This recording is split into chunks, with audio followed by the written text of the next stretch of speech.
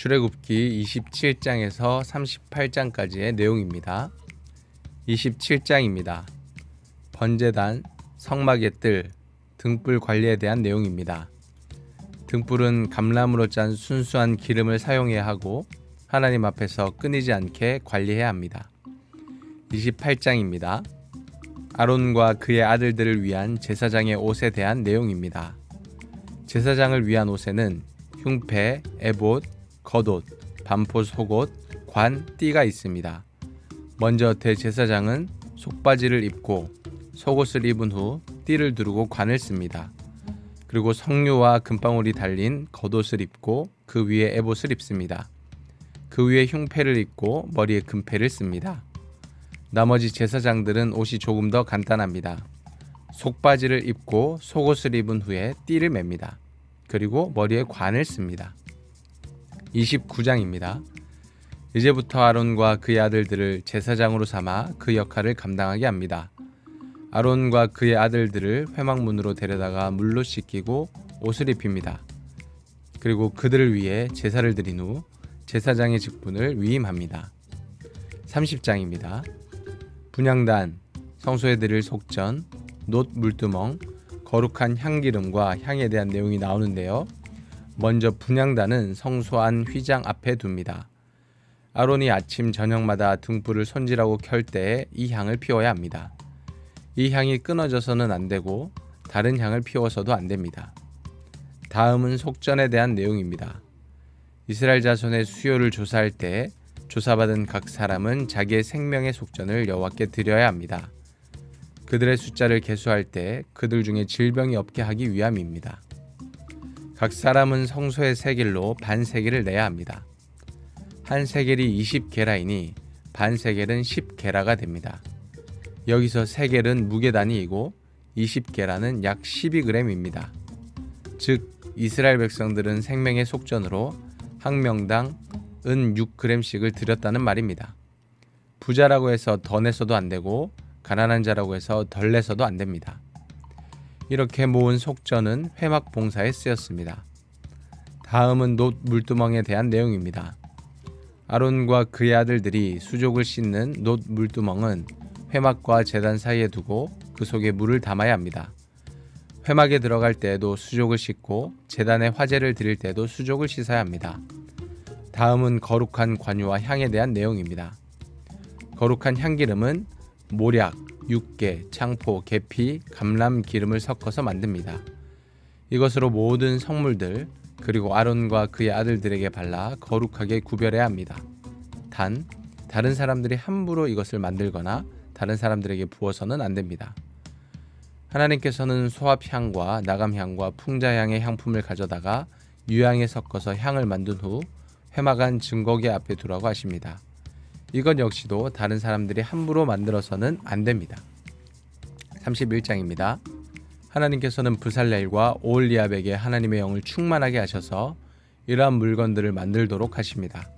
그리고 안식일을 반드시 지키라고 말씀을 하시고 하나님께서 친히 쓰신 증거판 둘을 모세에게 주셨습니다. 32장입니다. 모세가 시내산에서 빨리 내려오지 않자 이스라엘 백성들은 불안해하기 시작합니다. 그래서 아론에게 우리를 애굽 땅에서 인도하여 낸 신을 만들라고 독촉합니다. 아론은 그들이 가진 금을 다 모아서 금송아지를 만들고 그것을 신이라 말합니다. 하나님께서는 이 사실을 아시고 모세를 산 밑으로 내려보내십니다. 모세는 이스라엘 백성들이 우상을 숭배하는 모습을 보고 분노하여 하나님께서 주신 두 돌판을 산 아래로 던져 깨뜨리고 금송아지를 불살라 가루를 만들어 물에 뿌려 이스라엘 자손들에게 마시게 합니다. 그리고 이 일에 연루된 3,000명의 사람들을 심판한 후 하나님께 간절히 회개합니다. 33장입니다. 이스라엘 백성들의 회개와 모세의 간청을 들으신 하나님께서는 그들을 용서하십니다. 그리고 다시 친히 그들과 함께 가시겠다라고 말씀을 하시죠. 34장입니다. 하나님께서는 다시 모세에게 돌판 둘을 만들어 시내산으로 올라오라고 말씀하십니다. 모세는 또다시 하나님과 함께 40일 동안 있으면서 율법을 받습니다. 모세가 산에서 내려올 때 그의 얼굴은 하나님과 말하였으므로 말미암아 광채가 났습니다. 35장입니다.